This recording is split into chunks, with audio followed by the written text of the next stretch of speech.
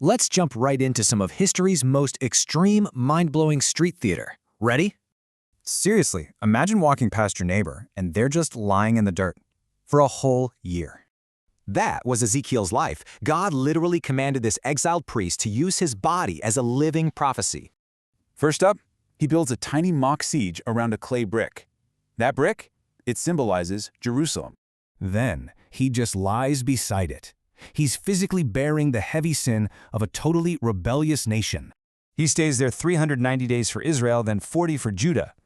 Talk about a grueling timeline, right? Next, he bakes this multigrain loaf. It was the desperate, bare minimum survival food of a besieged city. God's first cooking command was wild. Use human waste for fuel. Ezekiel actually said no way to that. So God allowed cow dung instead. But for a respected priest, this public display was still utterly humiliating. Neighbors stared at this bizarre scene for 430 days, definitely wondering, what on earth does this mean? When it finally ended, Ezekiel got one last command. He shaved his head and beard with a sword. Then he weighed that hair into exact thirds. This math actually decoded a terrifying symbolic prophecy. 1/3 meant death by plague, 1/3 meant falling by the sword, and the rest scattered into exile.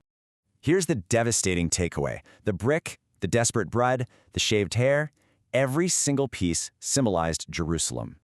Since the people just wouldn't listen to words, God turned his prophet into a shocking, physical warning sign.